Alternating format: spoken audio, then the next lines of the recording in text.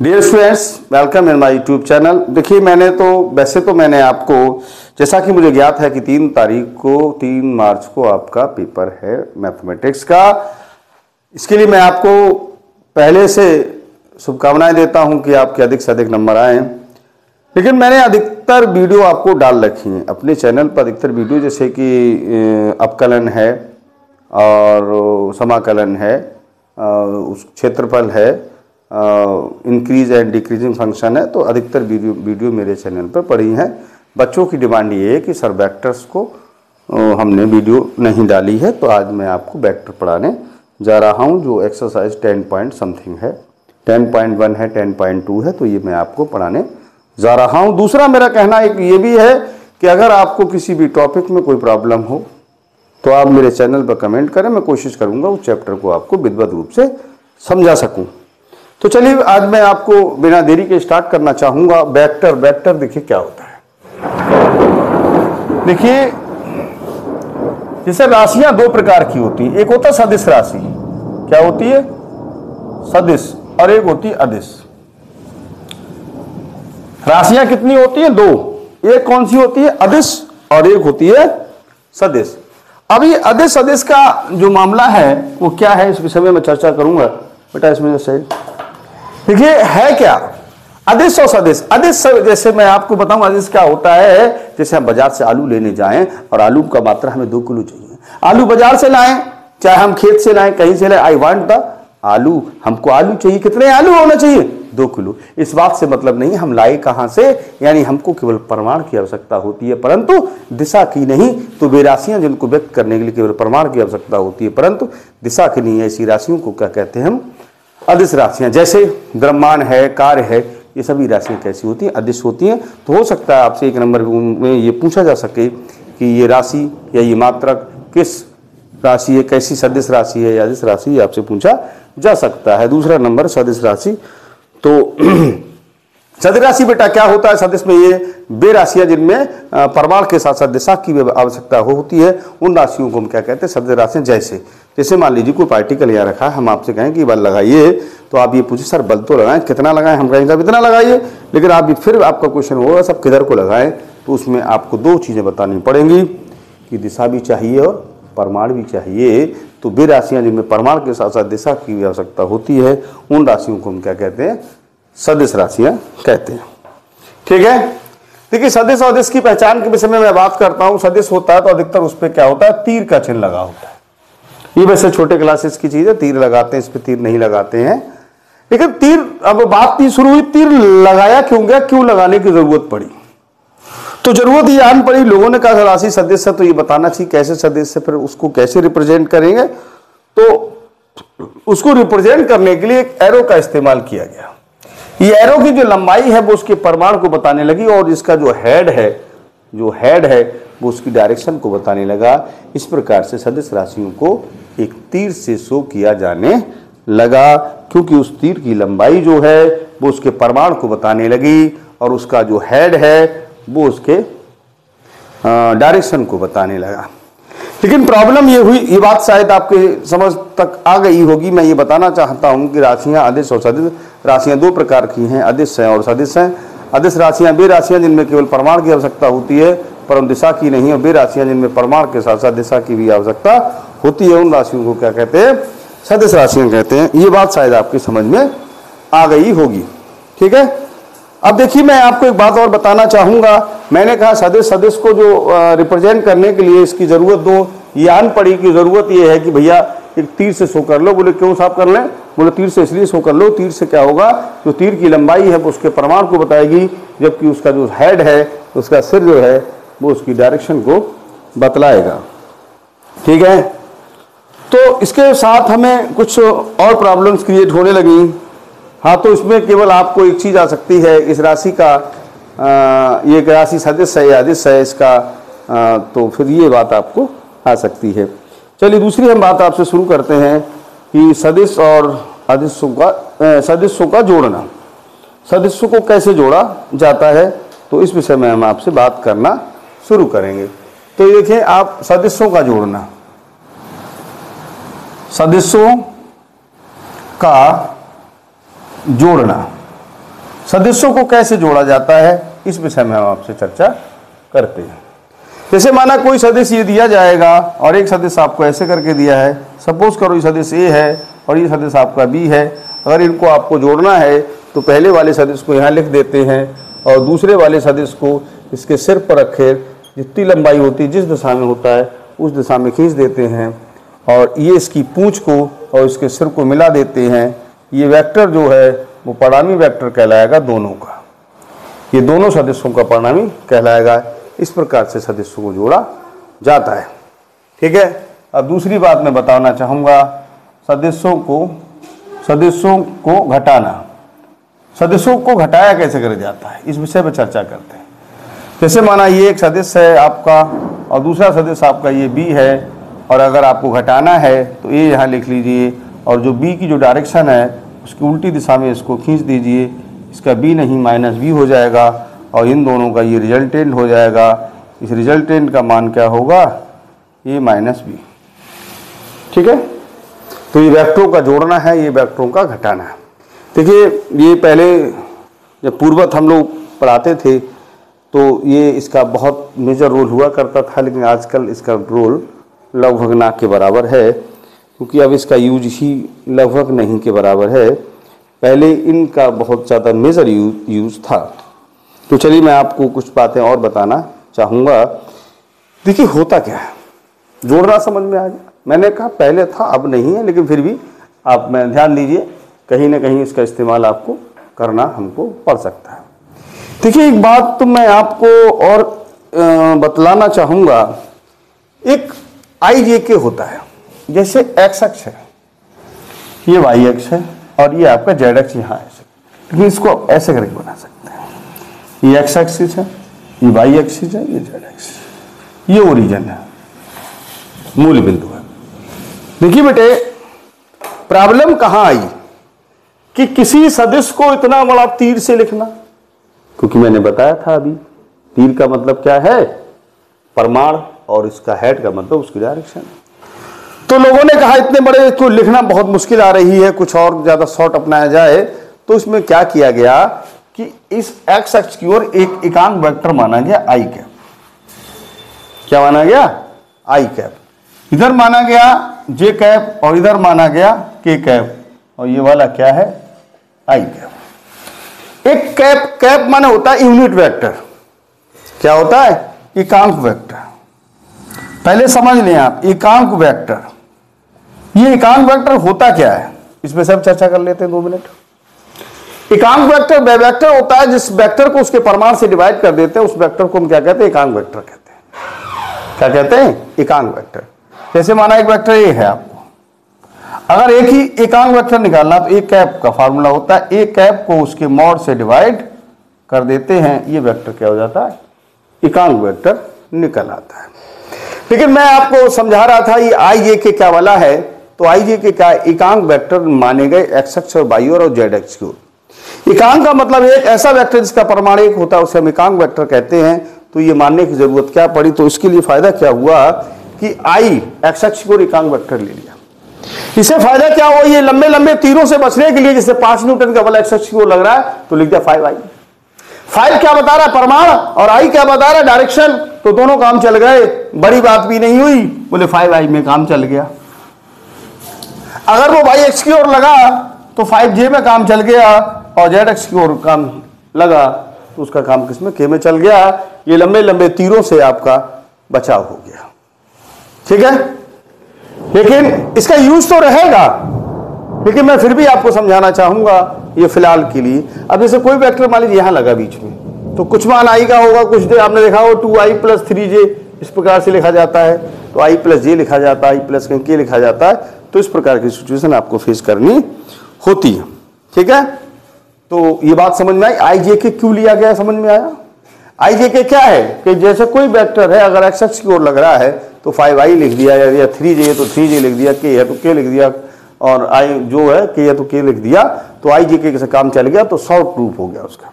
ठीक है, दूसरी बात मैं आपको बताना चाहूंगा, तो ये समझ में आया IJK क्यों होता है, जैसे 2I 3J, इसका मतलब एक्स और जे के बीच कहीं लग रहा है।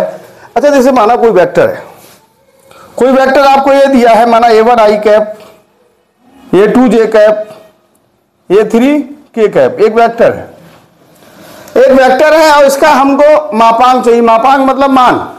ये तो ऐसे जैसे माना ये वेक्टर है, इसका मान चाहिए, इसकी लंबाई कितनी है, इसका मान कितना, इसका परिमाण कितना है और मान चाहिए, तो उसे हम क्या कहते हैं मापांक। और मापांक की भाषा होती है इस प्रकार से, आप उसे मॉड लगा दें, इसे मॉड भी कहते हैं, मॉडुलस भी कहते हैं, उसे मापांक भी कहते हैं। इसके लिए निकालने का तरीका होता है a1 का स्क्वायर प्लस a2 का स्क्वायर प्लस a3 का square. This is called modulus. Other hand you can say that modulus या मॉड, या हिंदी में हम आप इसको मापांक भी कह सकते हैं। तो ये आपका ये मापांक हो गया। ठीक, I think no any problem in this case. अब देखिए, आपसे एक बात पूछी जा सकती है, एकांक वेक्टर ज्ञात कीजिए। कैसे? एकांक वेक्टर, जैसे माना ये वेक्टर ये है और इसका मॉड निकाल लिया। अगर आपको एकांक वेक्टर चाहिए तो इस वेक्टर को इसके मॉड से भाग कर दो, तो ये क्या हो जाएगा? एकांक वेक्टर। एक नंबर में आपसे सवाल पूछा जा सकता है कि एक वेक्टर दिया तो उसका एकांक निकालिए या उसका मॉड निकालिए, तो ये मॉड हो गया, ये आपका एकांक वेक्टर हो गया। ठीक है, यहां तक शायद मैं आपको समझा पाया हूँ। आगे मैं आपको बढ़ूं इससे पहले आप यहां तक चाहें तो नोट कर सकते हो। ओके, चाहे स्क्रीनशॉट ले लें। तो डियर स्टूडेंट्स, मैं समझता हूं आपने यहां तक स्क्रीनशॉट ले लिया होगा। और चलिए आज मैं आपको जैसे आपको दिया, सबसे पहले मैं आपको बताना कुछ सम इम्पॉर्टेंट क्वेश्चन जो मैं समझता हूं कि एग्जाम में आना चाहिए। जैसे आपको पहले नंबर तो मैं बताना चाहूँगा, आपको मापांक आ सकता है। जैसे हमारा एक क्वेश्चन है ए बराबर आई कैप 2j कैप और 3k कैप, इसका मापांक चाहिए। तो मापांक का मतलब मैंने बताया था, यहाँ कितना लिखा है 1 और यहाँ कितना लिखा है 2।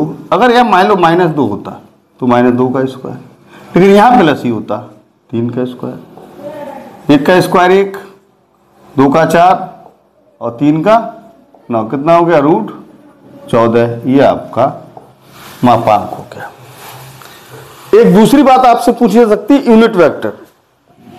यूनिट वेक्टर निकालना है तो एक कैप से रिप्रेजेंट करेंगे और मॉड से डिवाइड करा देंगे। तो i प्लस आई नहीं -2j प्लस, यहां तक विजिबल हो रहा है, i -2j and plus 3k over the mod is √14। I think that is your answer. इसके बाद मैं आपको बताना चाहूंगा, अधिकतर सदस्यों का योग आता है और बच्चे बहुत गलतियां करते हैं। जैसे देखें, मैं आपको एक एग्जाम्पल बता लेना। ये क्वेश्चन समझ में आ गया आपको? ये क्वेश्चन क्या है, कोई अगर सदिश दिया जाएगा, उसका मापांक या उसकी तरफ एकांक वेक्टर की जरूरत है, तो इस तरीके से आप निकाल सकते हैं। ठीक है, तो मापांक और यूनिट वेक्टर हो गया। इसके साथ जैसे मैं आपको बताऊं, कुछ वेक्टर्स को जोड़ने में प्रॉब्लम आती है बच्चे को।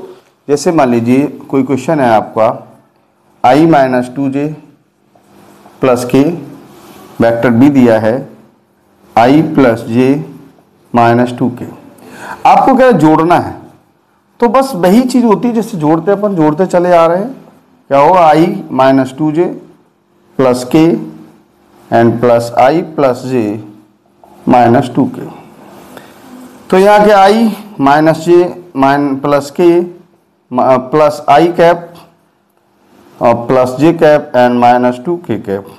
i कितने आई? 2i और j और ये माइनस का k हो जाएगा।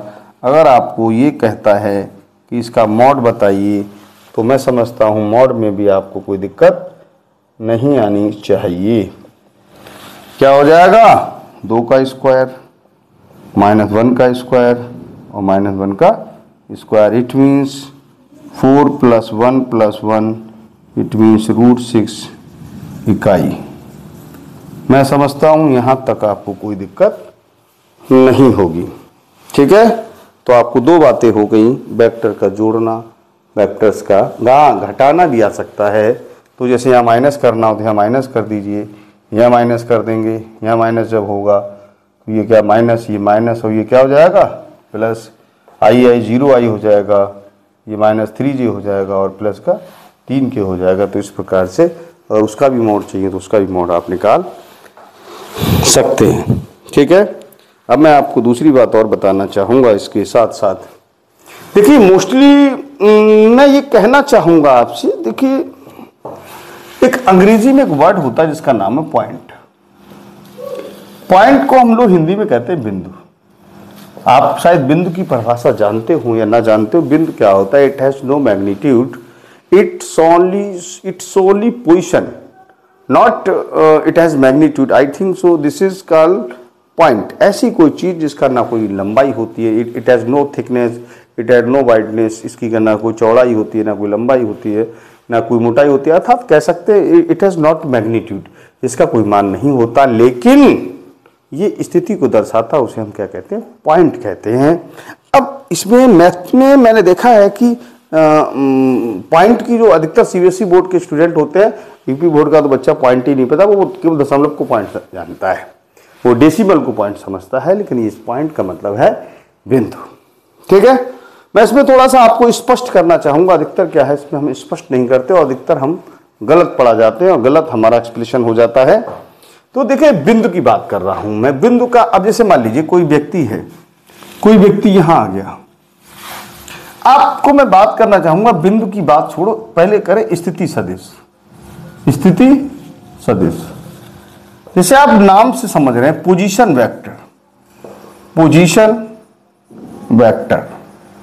ये पोजीशन वेक्टर क्या होता है? अधिकतर हम यहां गलती करते हैं, अधिकतर टीचर्स एक्सप्लेन नहीं करते कि ये पोजीशन वेक्टर है क्या। देखिए बेटा, जैसे मान लीजिए सपोज कर एक व्यक्ति है, वो यहां पर आया और उसने कहा मैं थक गया। तो दो प्रकार के लोग होते हैं, एक मूर्ख होते हैं, एक इंटेलिजेंट होते हैं। मूर्ख कहेगा वो बैठे बैठे थक गया। कुछ इंटेलिजेंट होंगे कि सर घर से आ रहे, बोले हाँ। घर किसे कहते हैं? ओरिजिन को, मूल बिंदु को। तो कहां से आ रहा है? मूल बिंदु से। तो जब इसका जो बिंदु है वो कहां से गिना जाएगा? ओ से। अगर ये बिंदु ए है तो इसको काउंट कहां से करा जाएगा? ओ से। तो कभी भी पोजीशन वेक्टर दिया जाए तो रिप्रेजेंट आप ए नहीं लिखेंगे, उसे ओ ए लिखेंगे। क्या लिखेंगे? ओ ए।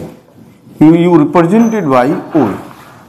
माना कोई बिंदु यहाँ बी है और इसको बी का सदिश पूछे तो उसको आप किससे लिखेंगे? इसको, ये बी तो है लेकिन बी से नहीं लिखेंगे, किससे लिखेंगे आप? ओ बी से। ठीक है। अगर आपसे कोई ये कहे कि सर ए बी बता दीजिए, कि सर ए बी बता दीजिए, तो मैंने आपको एक फार्मूला बताया था, अगर आपको याद हो, कि आप एक बार आएंगे, एक व्यक्ति यहाँ से यहाँ आएगा, तो ये जब इसको, ये इसका परिणामी कहलाएगा। आप ये भी निकालना चाहते तो आपको यहाँ से यहाँ तक आना पड़ेगा, यानी ए ओ प्लस ओ बी। आप क्योंकि वेक्टर पढ़ रहे हैं इस समय, ओ बी को ऐसे पहले लिख लीजिए। आपके पास ए ओ नहीं ओ ए है तो उसकी डायरेक्शन पलट दीजिए ओ ए। ठीक है, ये आपका एक फार्मूला बन गया। याद रखिए, जब किसी वेक्टर को बताया जाए कि कहे ए का वेक्टर, तो you not write down A, you write down O A. कोई कहे पी का तो पी, कोई कहे सी का तो सी, कोई कहे डी का तो डी, आप ओ का इस्तेमाल करेंगे। क्यों? इट्स फ्रॉम एट ओरिजिन, ये ओरिजिन से काउंट किया जाता है। ये वो बिंदु नहीं है, ठीक है, कि एक पॉइंट पर रख दिया गया, पोजीशन बताने वाला बिंदु नहीं है। ये बिंदु कौन सा? पोजीशन वेक्टर वाला बिंदु है। तो मैं शॉर्ट में एक चीज़ और बताना चाहूँगा। एक शॉर्ट में याद रखिए, पीछे वाला माइनस आगे वाला आप याद रखिए। जैसे मान लीजिए कोई पी का सदिश दिया जाए तो क्या हो जाएगा? O P. और क्यू का दिया जाए तो क्या होगा? O Q. अगर आपको पी क्यू चाहिए तो इतनी शैली नहीं पढ़ना चाहते, कोई दिक्कत नहीं है, आप लिख सकते हैं पीछे वाला माइनस आगे वाला। लेकिन बिंदु को याद रखिए, बिंदु को आप सेपरेट कभी मत लिखिए। आप जब भी बिंदु लिखें तो आप इस्तेमाल वही करिए, क्या? अगर ए है तो ओ ही, बी है तो बी, सी है तो ओ सी, डी है तो फिर ओ डी लिखिए। इस प्रकार से आपको लिखना पड़ेगा। ठीक है, चलिए मैं आपको एक सदिश और बताना चाहूँगा। जैसे आपको कोई सदिश दिया है पी का स्थिति सदिश, तो पी को क्या लिखेंगे आप? O P. कितना है बेटा? ओ पी कितना है? 1 2 3। 1 2 3 का मतलब हो गया आई प्लस 2j प्लस 3 के। दूसरा है ओ क्यू, तो ये आपको दे रहा है 4 5 6, तो 4i प्लस 5j प्लस 5, 4 5 6 तो 6 आना चाहिए। ठीक है, अब देखो आपसे पूछा जा रहा है कि आप पी क्यू बताइए। क्या पूछ रहा है? पी क्यू ज्ञात कीजिए। तो पी क्यू निकालने के लिए ओ क्यू माइनस आप ओ पी का इस्तेमाल करना पड़ेगा। ओ क्यू कितना है? 4i plus 5j plus 6k minus ये है i plus 2j plus 3k। 4i plus 5j plus 6k minus i minus 2j minus 3k। ये 3i हो गया, ये 3j हो गया, ये 3k हो गया। ये आपका क्या निकल आया? P Q.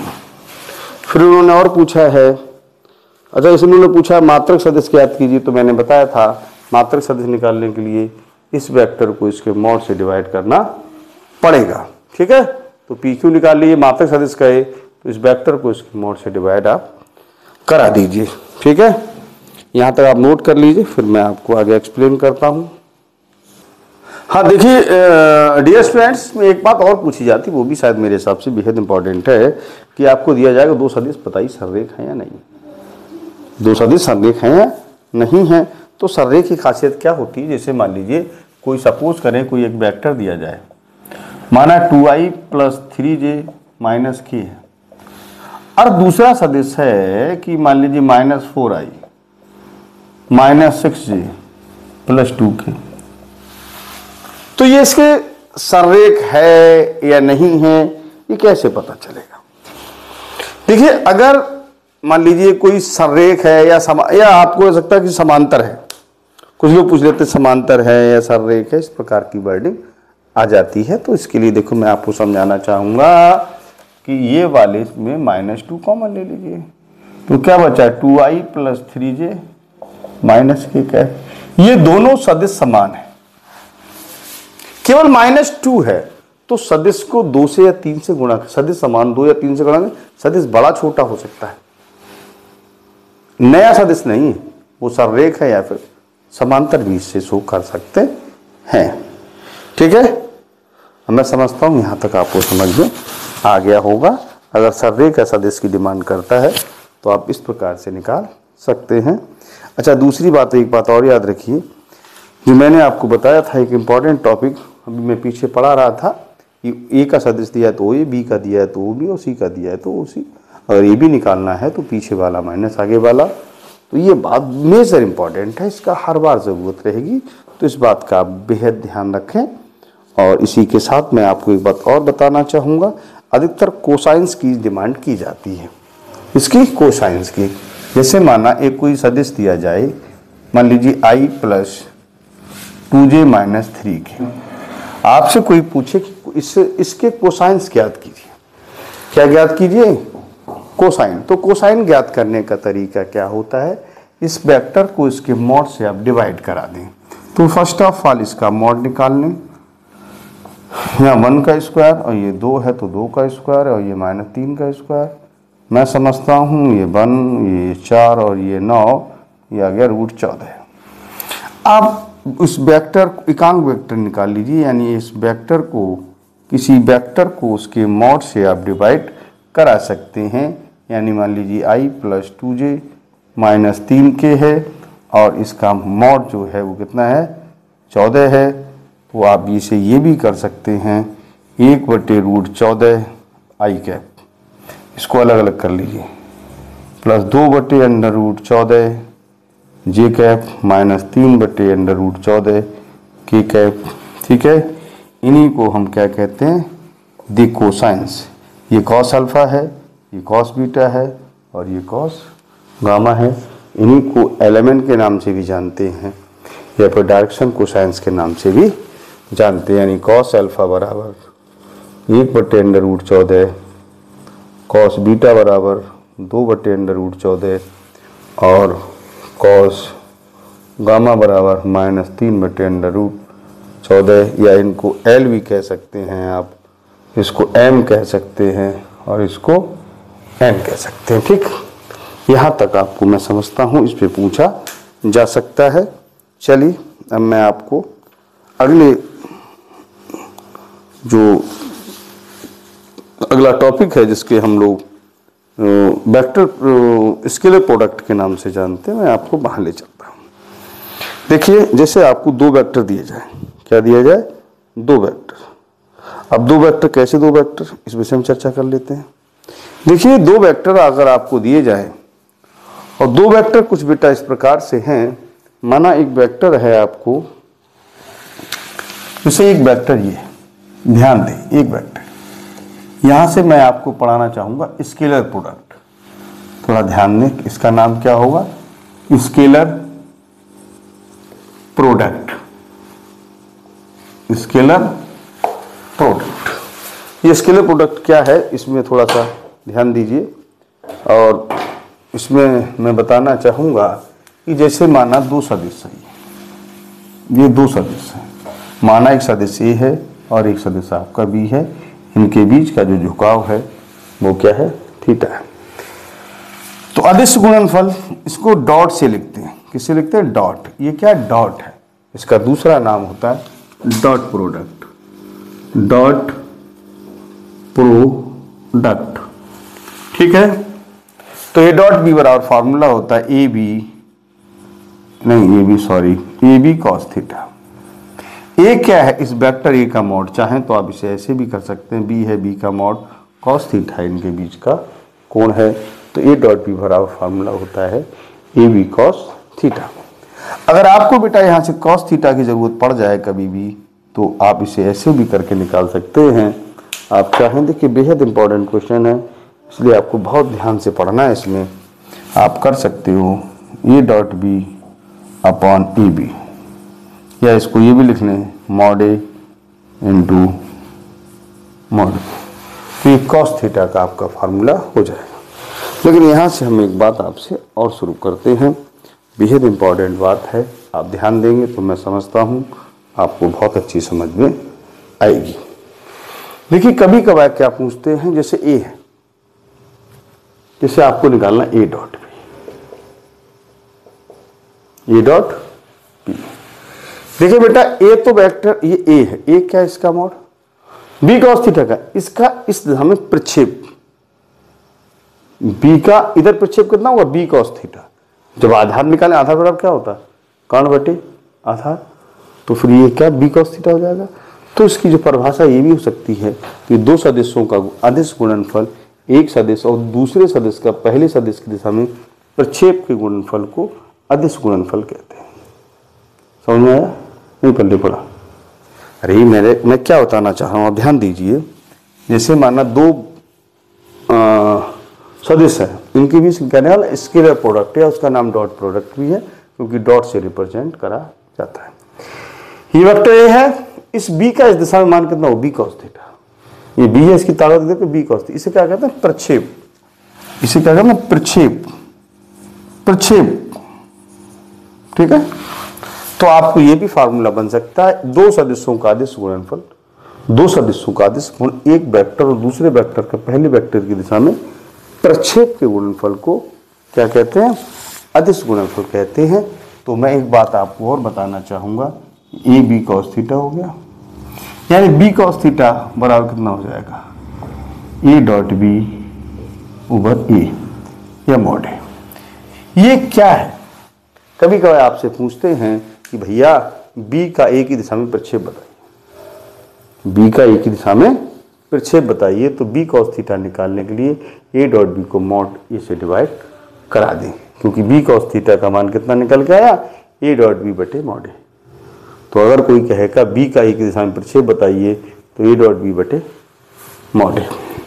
अच्छा, दूसरी बात मैं आपसे और थोड़ा सा एक्सप्लेन करूंगा, ये प्रक्षेप के मामले में बहुत जरूरी है। बी का ए की दिशा में प्रक्षेप, तो ये नीचे आएगा, जिसकी दिशा में वो से नीचे आएगा ए डॉट बी। अगर आपको ए डॉट बी चाहिए, ए कॉस थीटा चाहिए, तो क्या होगा, A dot B over mod. इसका मतलब क्या है कि ए का बी की दिशा में प्रक्षेप, ए का बी की दिशा में प्रक्षेप क्या होता है, A dot B upon mod B, जिसकी दिशा में होगा वो नीचे मॉड आ जाएगा। ध्यान रखिए, बहुत इंपॉर्टेंट चीज है, अधिकतर प्रक्षेप पूछा जाता है। चलिए मैं थोड़ा और आगे बढ़ता हूं। जैसे आपको कोई पूछता I dot I, I dot I, एक बात बताइए डियर स्टूडेंट्स, ये क्या है, ए डॉट बी का, ए बी कॉस थीटा, तो इसका मॉड आई का मॉड कितना आई 1, फिर आई का मॉड 1 और इनके बीच आई के बीच कोण कितना है 0 है, तो cos 0 का मान कितना होता है 1। तो आप कह सकते हैं आई डॉट आई बराबर 1 या आई कैप स्क्वायर बराबर क्या कह सकते हो 1। अगर यह आई डॉट जे होता तो रूल क्या है ए डॉट पी बराबर ए बी कॉस थीटा, तो इसका मॉड क्या 1 हो जाता है, इसका मॉड 1, इनमें बीच कोण कितना कॉस और ये आई ए के बीच कोण कितना 90 है और कॉस 90 का मान कितना होता है 0 होता है, तो ये 0 हो जाता, लिहाजा आई डॉट जे कितना हो जाता 0। तो याद रखिए जब डॉट प्रोडक्ट होता है तो सेम होता है, सेम का मान कितना हो जाता है 1 हो जाता है, और डिफरेंट है तो उसका मान कितना 0 हो जाएगा। आई डॉट जे या जे डॉट के या के डॉट आई 0 होगा, जबकि आई डॉट आई 1 होगा, जे डॉट जे 1 होगा और के डॉट के भी 1 होगा। ठीक है, यहाँ तक शायद मैं आपको समझा पाया हूँ। अब देखिए मैं एक बात आपको और बताना चाहूँगा। ठीक, यहाँ तक शायद आप समझ चुके हैं। जैसे आपको दो सदिश दिए जाएं, जैसे माना एक सदिश है वेक्टर ए बराबर ए1 आई कैप ए2 जे कैप ए3 के कैप, एक वेक्टर बी दिया है b1 आई कैप b2 जे कैप b3 के कैप। अगर आपसे कोई पूछे कि भैया ए डॉट बी बताओ, ए डॉट बी बताओ, तो आप क्या लिखें ए1 आई कैप ए2 जे कैप ए3 के कैप डॉट b1 आई कैप b2 जे कैप b3 के कैप ए डॉट बी। एक बात बताइए डियर स्टूडेंट्स, इनकी जरा मल्टीप्लाई कराते हैं। ये समझ में आया, सेम क्रॉस 1 होता है, डिफरेंट क्रॉस 0 होता है। बेटा यहाँ जरा मल्टीप्लाई कराइए, a1 b1 I dot I 1, I dot I कितना हो गया 1, a1 b1 I dot I 1, तो a1 b1 हो गया। सही है। दूसरी बात शुरू करिए, a1 b2 I dot J कितना हो जाएगा 0, डिफरेंट है, तो क्या फायदा गुणा करें a1 b3 आई डॉट के फिर 0 हो जाएगा। इसका कराते हैं a2 b1 J dot I फिर 0 हो जाएगा, a2 b2 J dot J फिर 1 हो जाएगा। तो सबसे बढ़िया तरीका क्या है कि आप एक बात याद रखिएगा कि जब भी हम इसको लिखें तो कैसे करके लिखेंगे, आई की गुणा करा दो, जे की गुणा करा दो, कि यानी आई के मल्टीप्लाई है, मल्टीप्लायर है या जो गुणांक है उनके आपस में गुणा करा दो, जे की करा दो, के की करा दो, बाकी आपस में शून्य हो जाएंगे, इसलिए गुणा कराने का कोई औचित्य नहीं होता है।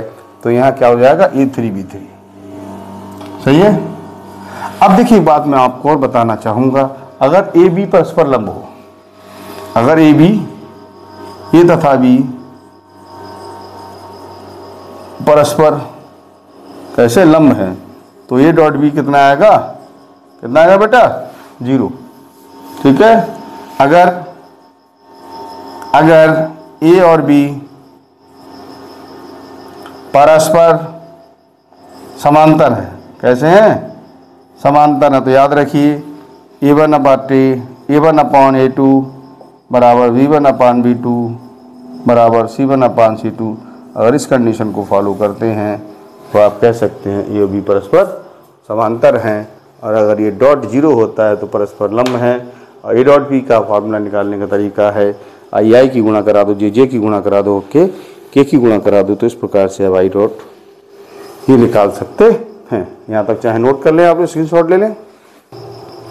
देखिए डियर स्टूडेंट्स, अब मैं आपको बताना चाहूँगा, एक क्वेश्चन है आपके सामने, i माइनस 2j प्लस 3 के वेक्टर ये दिया है i माइनस 2j प्लस 3 के, और b दिया है आपको i माइनस 2j प्लस 3 के, और b आपको गिवन है 3 माइनस 2 प्लस 1, 3 प्लस 2 माइनस 1।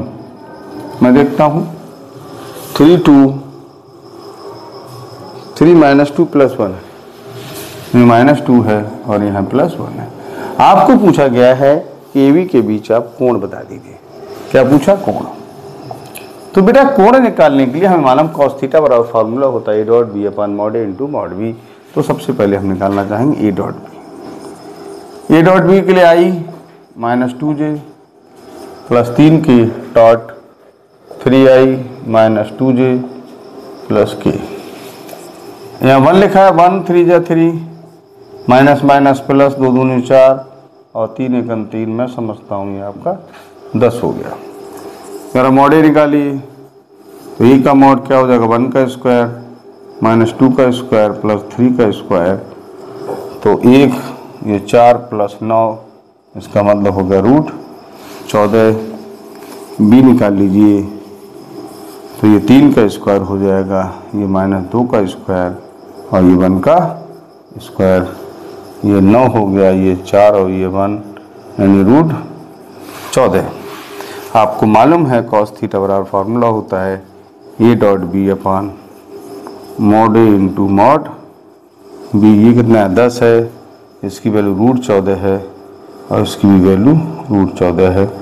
ये 10 बटे कितना हो 14 14, रूट खत्म हो गया, 2 पंजे और 2 सत्ते, तो कॉस थीटा बराबर आ गया 5/7। आप चाहें तो थीटा बराबर लिख सकते हैं कॉस इनवर्स 5/7, ही आपका आंसर हो जाएगा। ठीक है, देखिए अगला क्वेश्चन है प्रक्षेप ज्ञात कीजिए। मैं बता रहा हूं प्रक्षेप वाला सवाल बचेगा नहीं। क्या है i प्लस जे,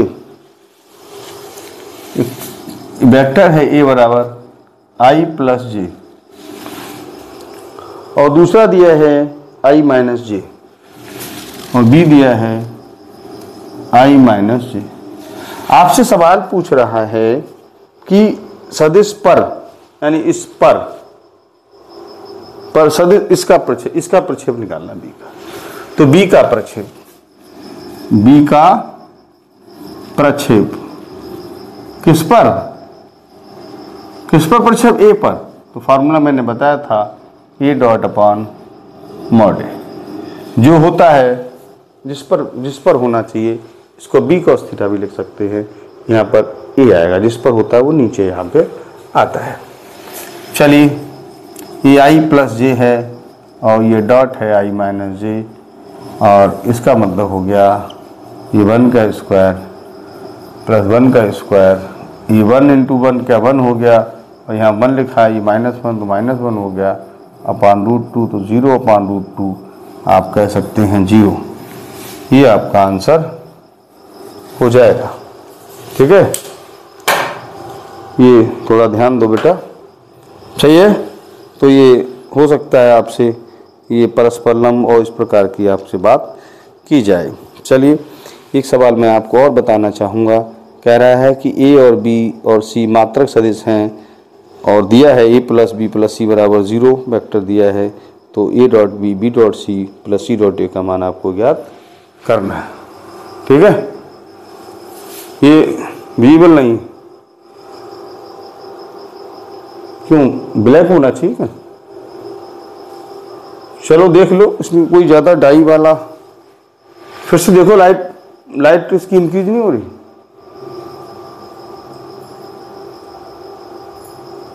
देखिए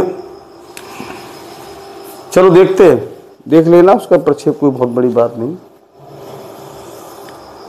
ठीक है, हाँ तो डियर स्टूडेंट्स अगला इसी क्रम में एक नेक्स्ट क्वेश्चन है, आपको दिया है क्वेश्चन है, बहुत इंपॉर्टेंट क्वेश्चन है, ये अधिकतर लॉन्ग में आएगा। a, b तथा c, क्या दिया है a तथा b तथा c मात्रक सदिश है।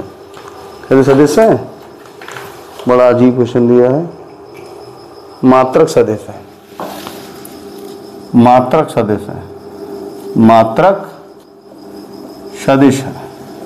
अच्छा एक बात बताइए, मात्रक सदिश हैं तो इसका मॉड बराबर इसका मॉड बराबर इसका मॉड कितना होना चाहिए 1। तो सभी मात्रक सदिश है, सबका मॉड कितना आएगा 1। चलिए तथा आपको दिया है a plus b plus c बराबर आपको दिया है 0। आपको पूछा है a dot b plus b dot c plus c dot a का आपको मान बतलाना है, इसका मान आपको बताना है। ठीक है, ये आपको कहा गया है कि इसका मान आप बता दीजिए। ठीक है, चलिए कोशिश करता हूं मैं। सॉल्यूशन देखें आप, सॉल्यूशन क्या है, ध्यान दें आप। सॉल्यूशन ये है कि आपको दिया है a plus b plus c बराबर 0। इसका डॉट करा दो a के साथ। किससे डॉट करा दिया? a के साथ। a dot a plus a dot b plus a dot c, और जीरो से होगी तो जीरो तो हो ही जाएगा। a डॉट a, ये भी मात्रक सदिश है, ये भी मात्रक सदिश, इसका मान कितना हो जाएगा? 1। और ये क्या हो जाएगा?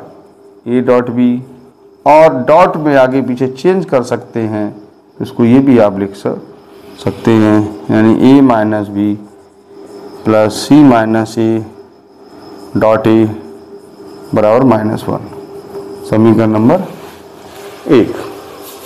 b के साथ डॉट करा दीजिए, b dot a plus B plus C बराबर b डॉट 0। ये b डॉट a हो जाएगा, ये b डॉट b हो जाएगा, और ये b डॉट c हो जाएगा, और ये कितना हो जाएगा? 0।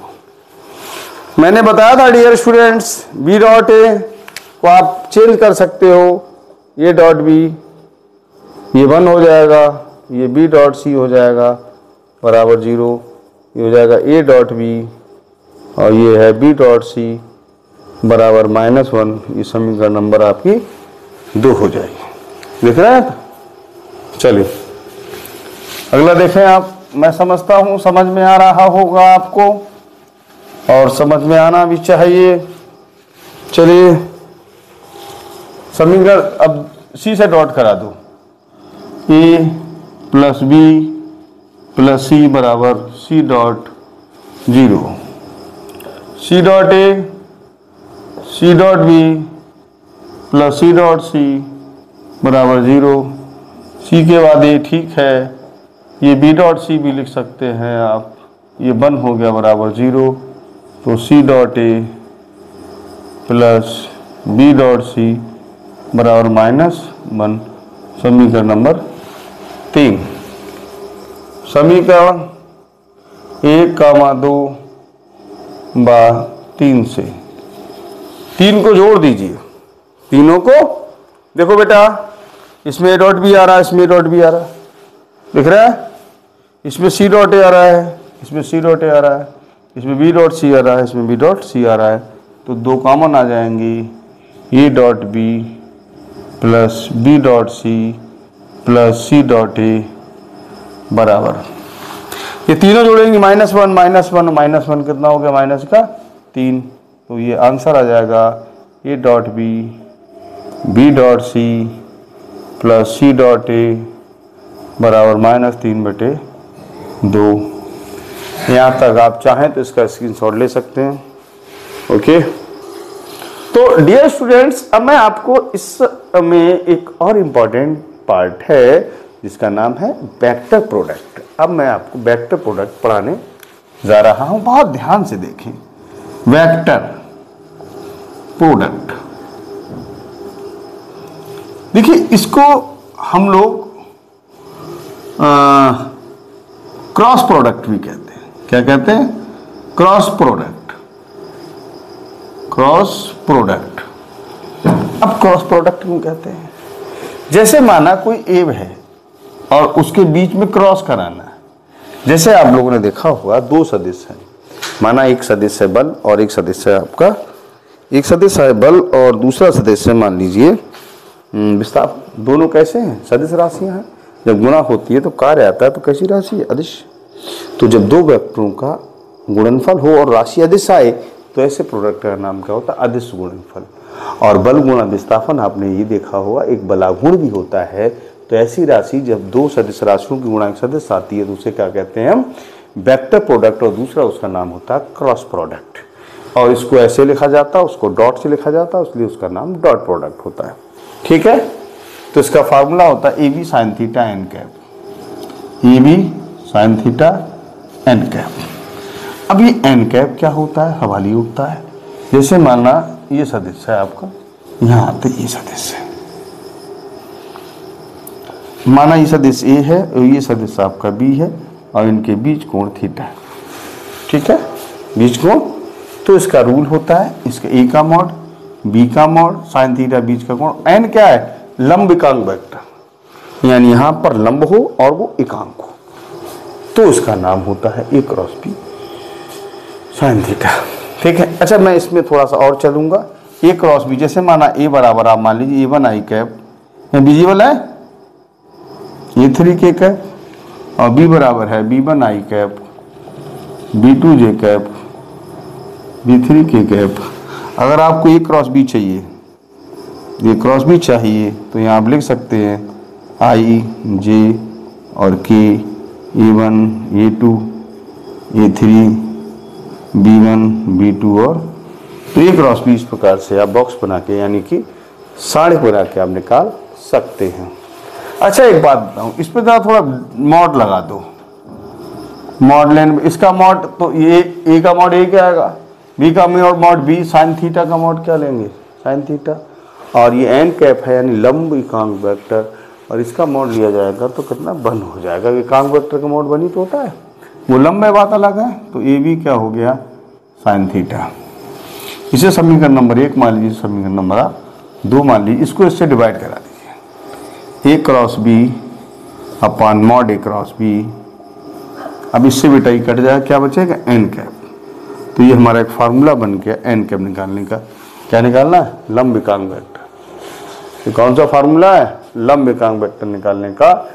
ए क्रॉस बी का ऐसे निकलेगा, मॉड आपको पता है कैसे निकलता है, ठीक है बेटा। तो ए क्रॉस बी का मॉड ये क्या होगा, लंब एकांक वेक्टर निकालने का आपको फार्मूला हो जाएगा। अगर आपसे कोई कहे साइन थीटा निकालो, क्या निकालो, साइन थीटा, तो क्या हो जाएगा, ए क्रॉस बी का मॉड अपॉन ए और बी, या ए बी को ले सकते हैं mod A into mod B. ये साइन थीटा का फार्मूला है, ये लंब एकांक वेक्टर निकालने का फार्मूला है, ठीक है।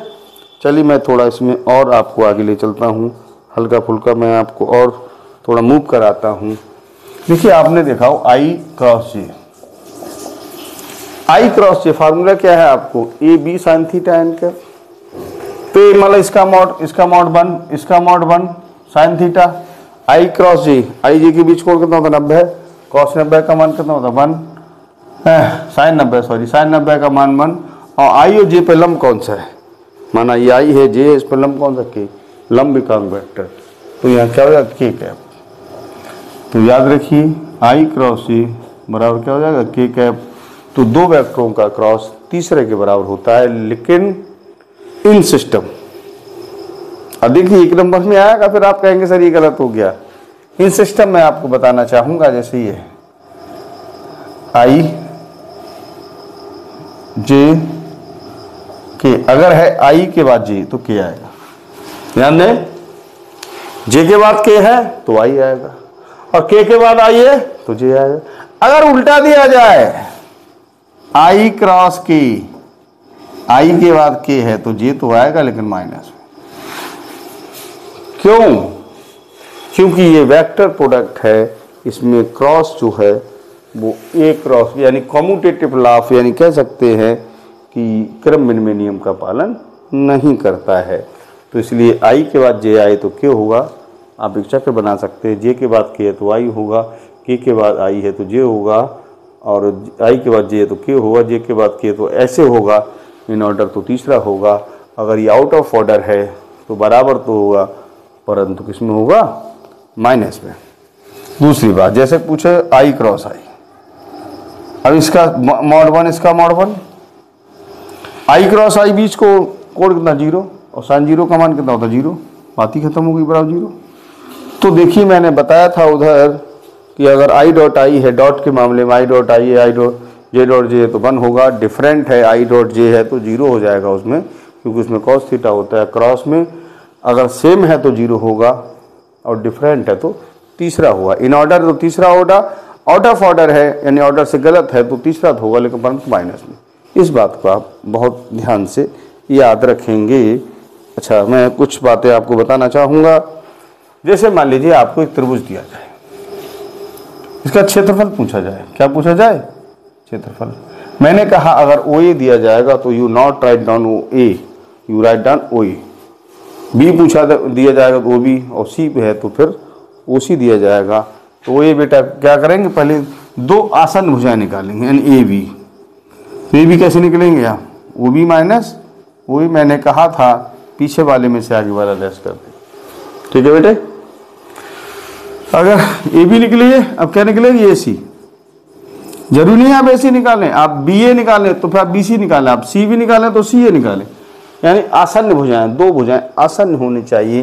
अब आपको ए सी चाहिए तो क्या हो जाएगा? ओ सी पीछे वाला माइनस आगे वाला, तो ये दोनों भुजाएं आपकी निकल आएंगी। दोनों का आप क्या निकालेंगे? Cross product. और क्रॉस प्रोडक्ट निकालने का तरीका आपको मालूम है, आई जे के।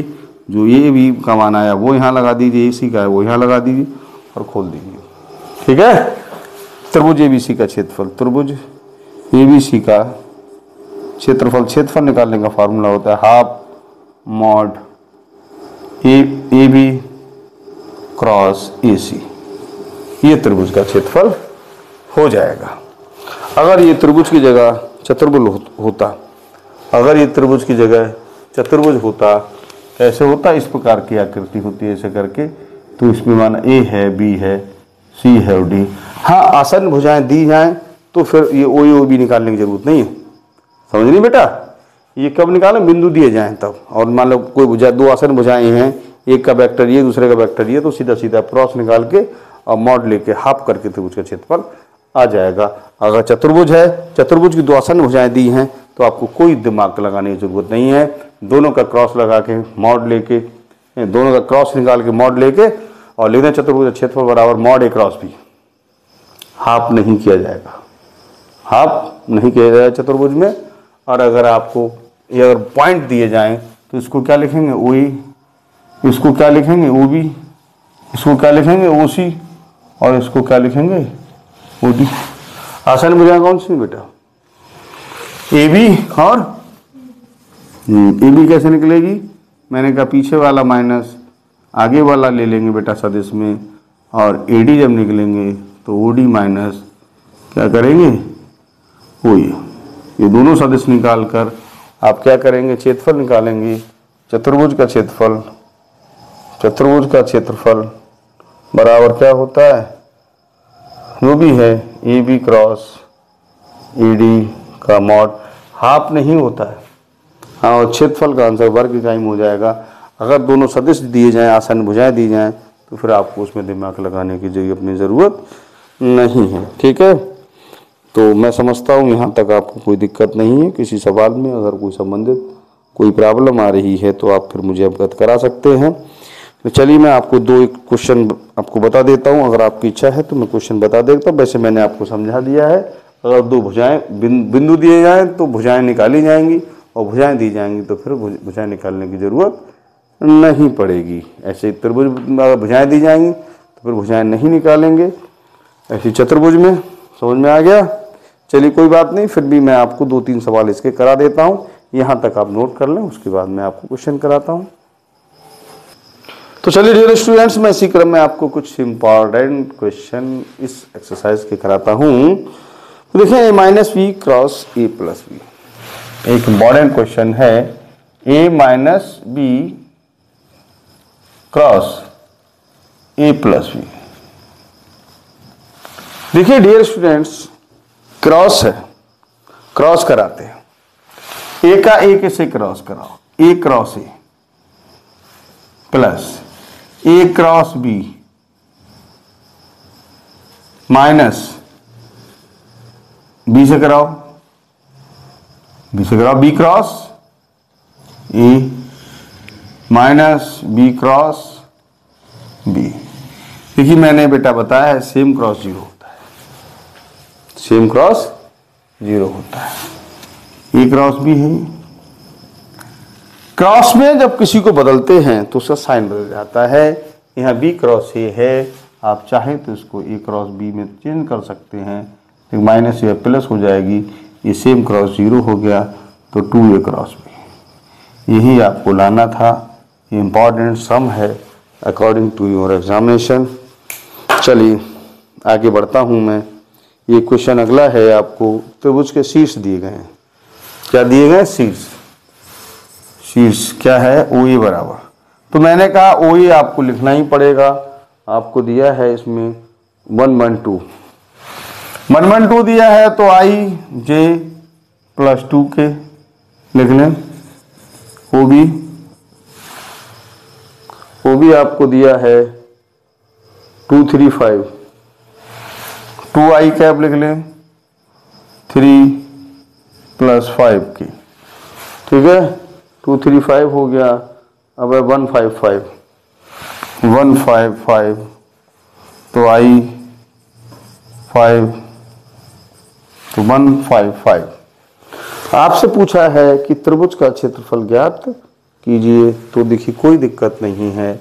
आप सबसे पहले OE तो AB निकालिए। मैंने कहा दो आसन भुजाएं होनी चाहिए।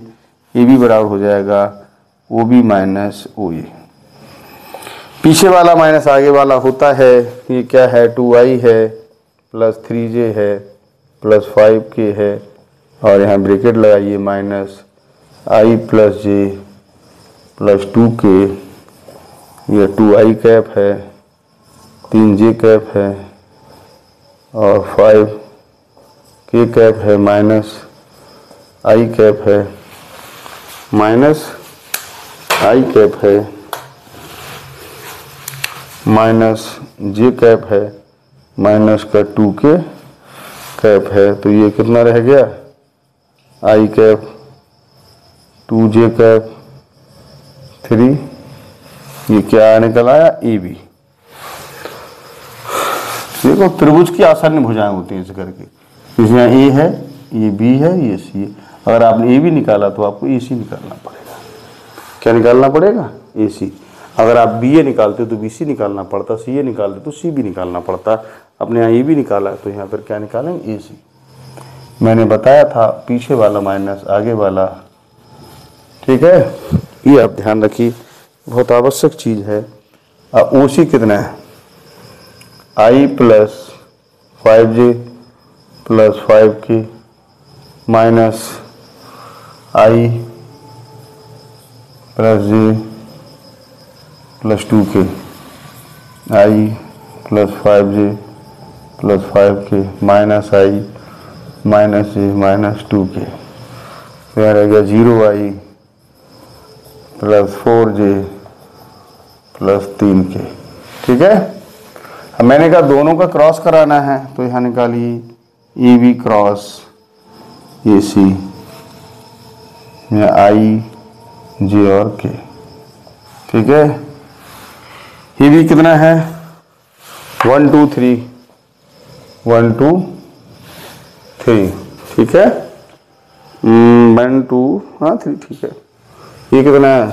0 4 और 3, I बाहर है, 2 3 6 -4 3 12, -J बाहर हो गई, 3 -0, ये 3 है 0 है, +K कैप है, तो ये 4 -0 -6I -3J + 4K cap. AB cross AC। आप चाहें तो इसका मॉड ले सकते हैं, ठीक है। मॉड कितना हो जाएगा? ये 6 का स्क्वायर 36 हो जाएगा, ये 3 का स्क्वायर 9, और 4 का स्क्वायर कितना हो जाएगा? 16, 9 16 25, 25 और 36 कितना हो गया बेटा? 61, कितना? √61। अब लेकिन त्रिभुज ABC का क्षेत्रफल, ABC का बराबर 1/2 AC cross AB cross AC का मॉड का हाफ, तो हाफ √61 वर्ग इकाई,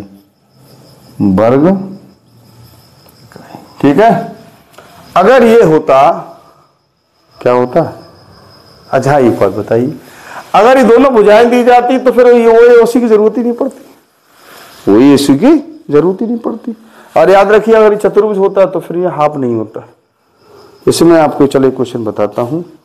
आपको दिया है दो भुजाएं दी हैं आसन्न माने जुड़ी हुई, आई माइनस जे प्लस। अगला क्वेश्चन है, क्या है बेटा, आई माइनस जे प्लस 3 के, आई माइनस जे प्लस 3 के। देखिए बेटा ध्यान दें, आई माइनस जे प्लस 3 के, बिल्कुल सही। और दूसरा सदिश आपको दिया है 2 माइनस 7 प्लस के, 2i माइनस 7 प्लस के, 2i माइनस 7j प्लस के। आपको क्या कह रहा है, ये दोनों भुजाएं दी गई हैं चतुर्भुज की।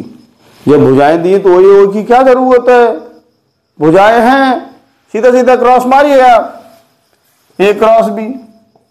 कौन सी भुजाएं मित्रवर, एक ये है और एक ये, आसान ये तो हुई। अगर ये बिंदु दिया जाता तो ए O B O C O D, A भी निकालते O B minus A D निकालते O D minus O B, याद रखना, ठीक, भूलना मत। ए क्रॉस बी मैंने कहा था आई जे और के, 1 माइनस 1 3, 2 माइनस 7 1, आई बाहर, -1 माइनस प्लस साथ ही 21, माइनस जे, 1 माइनस 3 दूनी 6 प्लस के कैप, दिख रहा है, प्लस के, -7 -2 प्लस 2 हो जाएगा, और ये आपका हो जाएगा 20 आई कैप, -5 प्लस 5j, और ये माइनस कर जाएगा 5k कैप। अब इसका चाहिए चतुर्भुज का क्षेत्रफल है, चतुर्भुज का, चाहे हिंदी में लिख दो चतुर्भुज, ये भी लिखो कोई बात नहीं। देखिए ए क्रॉस बी का मॉड, हाफ नहीं, याद रखिए। हाँ एक बात याद रखिए, अगर विकर्ण होते, क्या होते हैं, अगर विकर्ण तो हाफ करते। अगर आपको चतुर्भुज के विकर्ण दिए जाए, ऐसा कभी होता था पुराने जमाने में, ये दोनों विकर्ण दिए जाते तो फिर हाफ होता, और भुजाएं हैं तो हाफ नहीं होता, त्रिभुज है भुजाएं तो हाफ होगा, ठीक है। तो इसका मॉड तो निकालना ही नहीं अपने। 20 का स्क्वायर कितना होगा 400, 5 का स्क्वायर 25, और 5 का स्क्वायर फिर क्या होगा ये 25, कितना होगा 400 400 450, ठीक है। आप इसको ऐसे भी कर सकते हैं, 5 गुणा 9 पंजे 45 गुणा 10। इधर देखिए ध्यान दीजिए, अरे मान्य 45 450 हो गया, 9 गुणा 5 ये है, और 5 के लिए 5 दूनी 10, सही है। ऐसा करने से फायदा क्या है, ये 3 का वर्गमूल हो गया, ये 5 का हो गया, ये √2 बराबर 5 3 15 √2 वर्ग इकाई, ठीक है। तो देखें डियर स्टूडेंट्स, यहाँ तक मैंने आपको वेक्टर करा दिया है, और जहाँ तक मुझे ऐसा लगा कि वेक्टर के जो सब इम्पोर्टेंट समय वो मैंने सारे कराने का प्रयास किया है। इसके अलावा भी अगर आपको ऐसा महसूस करता है कि कोई क्वेश्चन रह गया है, तो now you comment on my YouTube channel, मैं कोशिश करूँगा आपको उसका 100% जवाब दिया जाए। और देखिए मैं आपको फिर अगेन 3 तारीख के लिए बधाई देता हूँ। उस बधाई के साथ मैं आपको एक समाचार या आपको एक सूचना भी देना पसंद करूँगा कि यदि कोई प्रॉब्लम है मेरे लायक, आपको ऐसा दिख रहा है कि मैं आपकी सेवा कर सकता हूँ, तो देन यू कमेंट,